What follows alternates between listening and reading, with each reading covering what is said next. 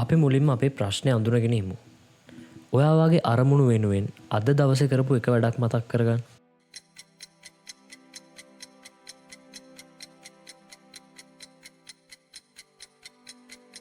අඩුම තරමේ එකක්වත් නැහැ කියලා කියන්නේ වැඩ කල් දැමීම සහ කම්මැලිකම කියන දෙකෙන් ඔයාව නතර කරගෙන ඉන්නවා කියන එක. මිනිස්සු ස්වභාවිකවම කම්මැලි. ඉතින් එහෙනම් ඇයි ඔයාට කම්මැලිකම කියන එක ප්‍රශ්නයක් වෙලා තියෙන්නේ? මොකද ඔයාට ජීවිතේ ඉලක්ක තියෙනවා. සල්ලි වෙන්න පුළුවන්, වාහන වෙන්න පුළුවන්, ඔයාගේ සම්බන්ධතාව වෙන්න පුළුවන්, ඔයාගේ මූල්‍ය නිදහස ගැන වෙන්න පුළුවන්. කම්මැලිකම කියන එක ගැන මම ඔයාට අමුතුවෙන් පැහැදිලි කරන්න ඕනේ. සමහර විට ඔයා කම්මැලිකම නිසා ඔයාගේ ජීවිතේ දවස් ගණන්, මාස ගණන්, සමහර විට අවුරුදු ගණන් නාස්ති කරපු කෙනෙක් වෙන්න පුළුවන්. ඔයා දැන්වත් මේක නවත්තන්න ඕනේ. කොහොමද ඔයා මේක නවත්තන්නේ? ඔයා දවසේ ගත කරන හැම තප්පරයක්ම ඔයාගේ මයින්ඩ් එකේ ෆෝකස් එකට, ඔයාගේ ඇඟේ තියෙන එනර්ජි එකට සහ ඔයාගේ මොටිවේෂන් එකට, කුටින්ම කිව්වොත් ඔයාගේ ඕවරෝල් මූඩ් එකට ඔයාටත් නොදැනීම බලපාන ප්‍රධාන සාධකයක් තියෙනවා. ඒ තමයි අපි උදේ නැගිට්ට ගමන් අපි අපේ දවසේ ගත කරන පළවෙනි පැය. අපි මේකට කියනවා power hour කියලා. මේක තමයි ඕනම කෙනෙක්ගේ growth process එකේ පළවෙනි step එක. වැඩ කල් දාන එක සහ කම්මැලිකම කියන එක ඔයාට සහ මුලින්ම නැති කරගන්න ඕන නම් මේ ස්ටෙප් එක ඔයාට අනිවාර්යෙන්ම කරන්න ඕනේ. මුලින්ම කියන්න ඕනේ මුලදී මේක ටිකක් අමාරු වැඩක්. අපි මේ හැම කට්ටක්ම කන්නේ මුල් දවස් ටික විතරයි. ඔයා ඒක අනිවාර්යෙන්ම මතක තියාගන්න ඕනේ. හැබැයි මේක පුරුද්දක් කරගත්තට පස්සේ ඔයා මේකට අනිවාර්යෙන්ම ඇබ්බැහි වෙනවා. අපේ මොලේ හරියට නිකන් පොඩි ළමෙක් වගේ. හරිම අකීකරු. අපි එපා කියන තරමට යාට සෑහෙන්න එකට කුතුහලයක් ඇති වෙනවා. ඉතින් අපි අපේ මොලේට හොඳ දෙයක් දෙනවා කියලා කියන්නේ කාලයක් තිස්සේ එයාව රවට්ටගෙන හිමීට යාට නොදැනුවත්වම හරියට නිකන් පොඩි ළමෙක් ඇවිද්දවන්න වගේ කරන්න ඕන වැඩක්. අන්න ඒකට තමයි අපි කියන්නේ අපේ මොලේ හැක් කරනවා කියලා. අන්න ඒකට තමයි මම මේ channel එකෙන් ඔයාට ඔයාගේ මයින්ඩ් එක හැක් කරන කෝඩ්ස් ටික ඔයාට දෙන්න තීරණය කළේ. ඔයාට මේක පුරුද්දක් කරගන්න සාමාන්‍යයෙන් පියවර 4ක් තියෙනවා. පළවෙනි එක තමයි අන්ඩර්ස්ටෑන්ඩින් කියන එක. මොටිවේෂන් නෙමෙයි, අන්ඩර්ස්ටෑන්ඩින්. මට ඕනනම් පුළුවන් ඔයාට කියන්න මුලදිම මේක ඔයා කොහොම හරි කරන්න ඕනේ. මේක ඔයාගේ ෆුල් ෆෝකස් එක දීලා ගොඩක් මහන්සි වෙලා කරන්න ඕනේ. ඔයා උදේට නැගිටින්න ඕනේ. ඔයාට උදේට නැගිටලා සීතල වතුරෙන් නාන්න ඕනේ. එහෙමයි ඉලොන් මස්ක් කරන්නේ. මොටිවේෂන් එක කියන එක අපිට වැඩ කරද්දී ඇත්තටම පාවිච්චි කරන්න බෑ. ඇත්තට මේක අපිට පාවිච්චි කරන්න පුළුවන් අපේ ප්‍රොසෙස් එක යන අතරතුරේදී අපිට පොඩි වින්දනයක් ලබා ගන්න. ඒ කියන්නේ අපිට බෝරින් ගතියක් ආවට පස්සේ අපිට පුළුවන් මේක ටූල් එකක් විදිහට පාවිච්චි කරන්න.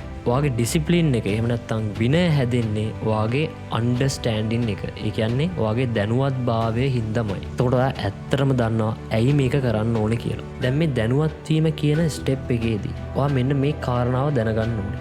අපි මිනිස්සු විදියට ජනාවාස වුණේ බොහොම මෑත කාලෙකදී. හැබැයි අපි දන්නවා අපි අවුරුදු 10 ගාණක් තිස්සේ එදා දවසේ ඕන කරන ආහාර දඩයන් කරගෙන තමයි ආහාරයට ගත්. ඉතින් අපි උදේ නැගිටිනවා කියලා කියන්නේ අපි පැය 10ක් විතර බඩකින් ඉඳලා තියෙනවා කියන එක.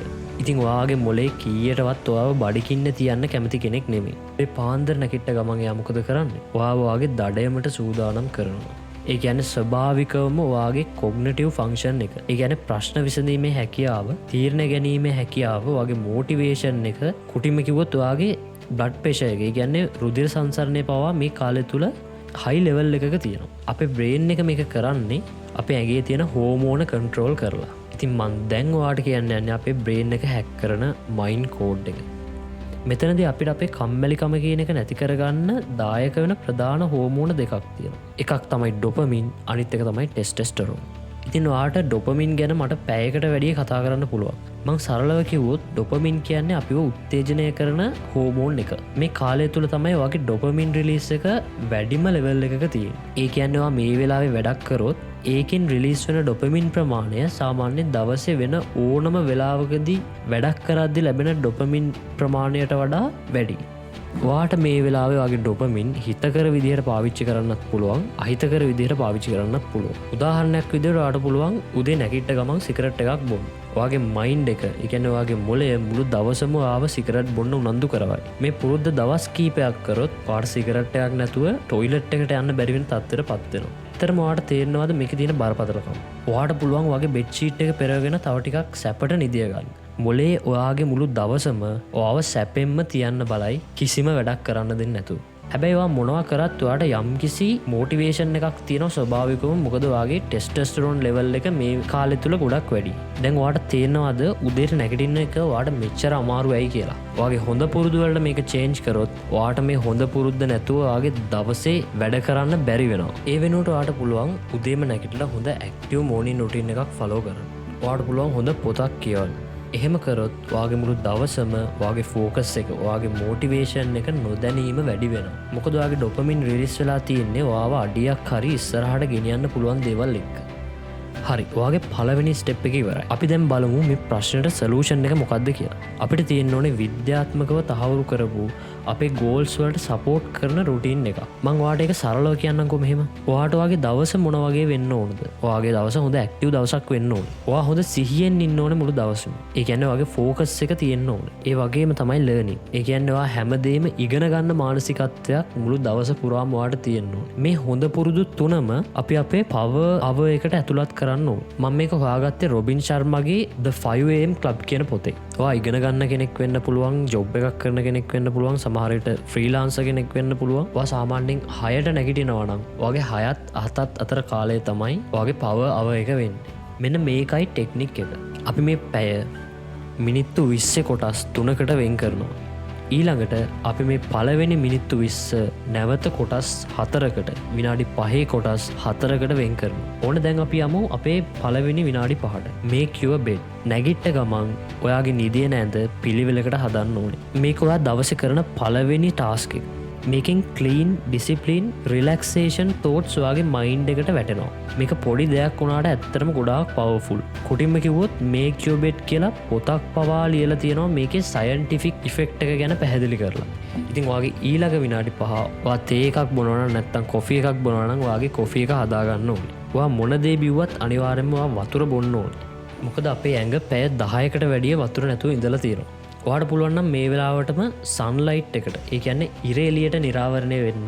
ඒ කියන්නේ ඔයාගේ ඇඟ නිරාවරණය වෙනව නෙමෙයි. ඒ කියන්නේ ඔයාගේ ඇස් දෙකට පේන්න ඕනේ ලාවට වැටෙන ඉර එළිය. මොකද ඔයා අවදි වුණා කියන සිග්නල් එක ඔයාගේ මොළයට යන්නේ ඇස් වලින්. ඊළඟ විනාඩි 5. මේ විනාඩි 5 ඇතුළත ඔයා අනිවාර්යයෙන්ම එක්සර්සයිස් එකක් කරන්න ඕනේ. ඒ වගේම තමයි ඔයාට කැමති නම් පුළුවන් මේ වෙලාවට බ්‍රීතිං එක්සර්සයිස් එකක් වගේ කරන්න. දැන් ඔයාගේ පළවෙනි විනාඩි 20 ඉවරයි. ඊළඟ විනාඩි 20. මේ විනාඩි 20 ඔයා ඔයාගේ දවස ප්ලෑන් කරන්න ඕනේ. ඔයාගේ මේ අවුරුද්දේ ගෝල්ස් මොනවද? ඒ ගෝල්ස් වලට යන්න ඔයා මේ මාසේ මොනවද කරන්න ඕනේ? මේ මාසේ වැඩ ටික ඉවර කරන්න ඔයා මේ සතියේ මොනවද කරන්න ඕනේ? මේ සතියේ ගෝල්ස් ටික කම්ප්ලීට් කරගන්න ඔයා අද දවසේ මොනවද කරන්න ඕනේ? අද දවසේ වැඩ ටික ඔයා අනිවාර්යයෙන්ම ලියන්න ඕනේ. සමහර විට ඔයා මේ කිසි දෙයක් නැතුව තරමං වෙලා ඉන්න කෙනෙක් වෙන්න පුළුවන්. ඔයාට මම දෙයක් කියන්න.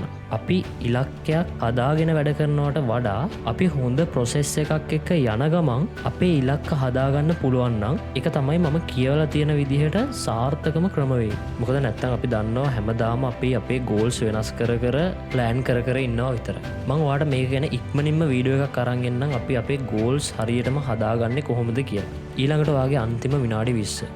මේ විනාඩි 20දී ඔයාගේ ලයිෆ් එක ඉම්ප්‍රූව් වෙන දෙයක් කරන්න ඕනේ. මම මේකෙන් අදහස් කරන්නේ ඔයා දැනට ඉන්න ෆීල්ඩ් එකේ ඔයාගේ ජොබ් එක වෙන්න පුළුවන්, ඔයාගේ බිස්නස් එක වෙන්න පුළුවන්, ඔයාගේ ප්‍රොෆෙෂන් එකට අදාළ දෙයක් නොවන දෙයක්. හිතන්නකෝ ඔයාට ප්‍රශ්නයක් තියෙනවා, ඔයාට දිගටම අවධානය තියාගෙන ඉන්න අමාරුයි. ඔයාගේ සෝෂල් ස්කිල්ස් ඔයාට හදාගන්න ඕනේ. ඔයාගේ ඩිසිප්ලින් ඔයාට හදාගන්න ඕනේ. ඔයාගේ ප්‍රශ්නයකට විසඳුමක් දෙන පොතක් තමයි ඔයා මේ විනාඩි 20 ඇතුළත කියවන්න ඕනේ. තරම පොතක් ෆිසිකල් කියවන එකේ PDF එකක් විදිහට කියවන එකේ ලොකු වෙනසක් තියෙනවා. ඔයාට පුළුවන් නම් පොතක් අරගෙන කියවන්න. ඒකේ ඔයාගේ බ්‍රේන් එකට ලොකු ඉෆෙක්ට් එකක් තියෙනවා. හරි, අපේ පව එක සම්පූර්ණයි. ඉතින් ඔයා අවසාන වෙනකම් වීඩියෝ එක බැලුවේ හින්දා මම ඔයාලට මේ ප්‍රොසෙස් එක ලේසියෙන් කරගන්න පුළුවන් ටිප් එකක් කියන්න. මේ පැය ඔයා හරියටම වැඩ කරන්න ඕනේ. ඒ කියන්නේ මේ පැයට ඔයා අනිවාර්යයෙන්ම ටයිමින් දෙන්න ඕනේ. ඔයාට Play Store එකට ගිහිල්ලා මේ වගේ ඇප් එකක් හොයාගන්න පුළුවන් මේ වැඩේ ලේසියෙන්ම කරගන්න. මොකද මේ වගේ ඇප් එකකින් ඔයාගේ ප්‍රොසෙස් එක කන්ට්‍රෝල් කරනවා. ඒ කියන්නේ ඔයා අනිවාර්යයෙන්ම මේ වෙලාව ඇතුළත මේ වැඩේ කරන්න ඕනේ. ඉතින් ගොඩක් අය පාවිච්චි කරන ඇප් එකක් තියෙනවා Routinary කියලා. ඔයාට පුළුවන් මේක Play Store හරි App Store හරි ගිහිල්ලා ඩවුන්ලෝඩ් කරගන්න. මේක මම ඇත්තටම ප්‍රොමෝට් කරන ඇප් එකක් නෙමෙයි. මම ඔයාලට කියන්නේ මේකේ සබ්ස්ක්‍රිප්ෂන් එක ගන්න කියලා. ඇත්තටම මේකේ තියෙන ෆ්‍රී වර්ෂන් එක හොඳටම ප්‍රමාණවත් අපිට අපේ වැඩ ටික කරගන්න. ඉතින් ඔයාලට මේ ඇප් මැප් එක ගැන වැඩි විස්තර YouTube එකකින් හොයාගන්න පුළුවන්. ඔන්න ඉතින් ඔයාගේ දවසේ පළවෙනි පැය ඔයා ගොඩාක් ප්‍රොඩක්ටිව් විදිහට ගත කරලා ඉවරයි. මම ඔයාලට පහළ ඩිස්ක්‍රිප්ෂන් එකේ මෙන්න මේ මැප් එකේ ලින්ක් එක දාලා තියෙනවා. ඔයාලට පුළුවන් මේකේ කලර් print out එකක් අරගෙන ඔයා වැඩ කරන තැන හරි ඔයාලට පේන තැනකින් මේක අලව ගන්න. මම මේ මැප් එකේ ඔයාලට challenges 5ක් දීලා තියෙනවා. ඔයා මුලින්ම එක දවසක් මේ වැඩේ හරියට කරන්න ඕනේ. ඊට පස්සේ ඔයා ඒක මාක් කරන්න ඕනේ. ඊට පස්සේ ඔයාලට බෝනස් එකක් විදියට දවසක ඉන්ටර්වල් එකක් හම්බ වෙනවා. ඊට පස්සේ ඔයා මේක දවස් 3ක් එක දිගට කරන්න ඕනේ. ආයෙ ඔයාලට ඉන්ටර්වල් එකක් හම්බ වෙනවා. ඊට පස්සේ ඔයා මේක දවස් 7, දවස් 14, දවස් 21ක් යනකම් මේක කරන්න ඕනේ. ඉතින් විශ්වාස කරන්න ඔයා මේක දවස් 21ක් කරාට පස්සේ අනිවාර්යයෙන්ම ඔයා මේකට ඇබ්බැහි වෙනවා. ඔයා අනිවාර්යයෙන්ම විශ්වාස කරන්න ඕනේ මේ 21 වෙනි දවසේ ඉඳලා ඔයාගේ ජීවිතේ අනිවාර්යයෙන්ම ඉම්ප්‍රූව් වෙලා තියෙනවා කියලා. හැමතිස්සෙම ඔයාගේ මයින්ඩ්සෙට් එකේ තියෙන්න ඕනේ මම හිමීට මේක ඉම්ප්‍රූව් කරනවා කියලා. කලබල වුණ පළියට ඇත්තටම ඔයාට මේක කරන්න බෑ. ඔයා මොන නරක පුරුද්දට ඇබ්බැහි වෙලා හිටියත්, ඔයා අරමුණක් නැතුව ජීවිතේ ගෙවුවා. ඔයා දවසේ ඉතුරු ටික මොන දේ කරත් ඔයා මේ පැය විතරක් හරියට කරන්න ඕනේ. මොකද මම මුලිනුත් කිව්වා වගේ අපේ මොලේ හරියට පොඩි ළමෙක් වගේ. එයාට එක සැරේ ලොකු දේවල් කරන්න ගියොත් එයා හිටියටත් වඩා නරක වෙනවා. අපි මුලින්ම මේ පොඩි වැඩ ටික කරලා ඉමුකෝ.